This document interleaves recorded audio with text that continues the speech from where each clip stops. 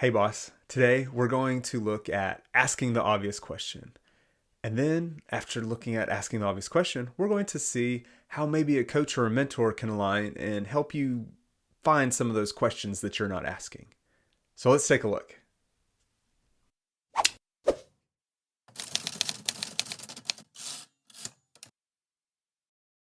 So, I had a situation happen to me just last week where the most obvious thing wasn't obvious.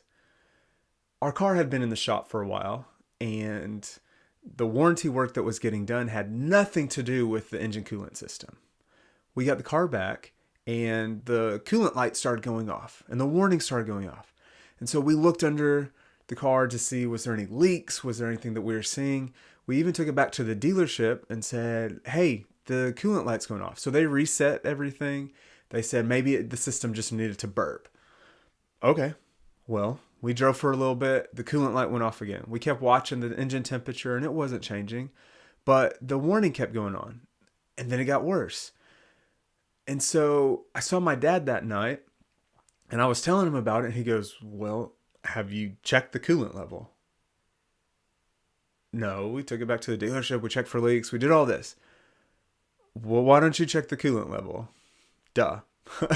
If the coolant light's going off, why don't we check the coolant level? But in our mind, we didn't even think about this because all the other stuff going wrong. We assumed that it was part of a bigger problem, part of something else, part of something that was going on that had been impacted at the dealership. So what do? We opened the hood, we checked the coolant level, and it was low. That was it. That's all that had happened. This is a prime example of where we need to ask the obvious question. You can do this with your team. Ask the obvious question. And the easiest way to do this? Just ask. Scott Adams has a quote that I love. What he says is, if there are no stupid questions, then what kind of questions do stupid people ask? Do they just get smart just in time to ask questions?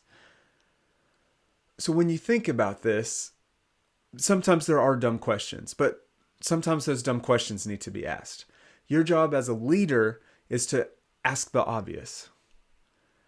One of the ways that I like to do this is have some go-to questions. What's some of the basic things that you can ask in most situations? Some of my go-to questions are, what's the issue? Seems simple.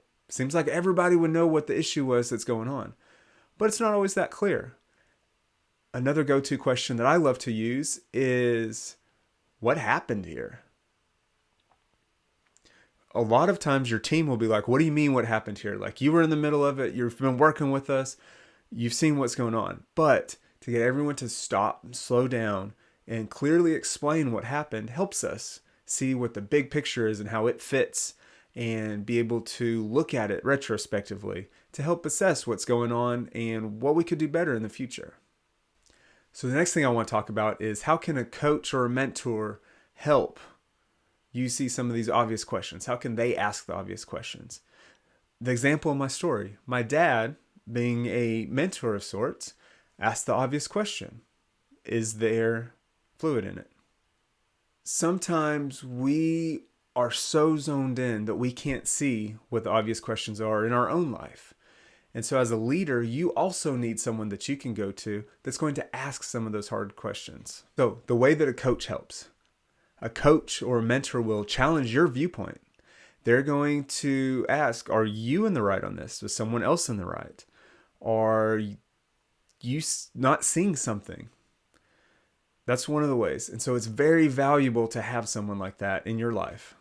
Another way, pretty obvious way that a coach is going to help, much like in sports, they're going to challenge you. They're going to challenge you to reach your full potential. They're going to challenge you to get to the next level. This is what you're doing for your team, but you also need someone doing it for you.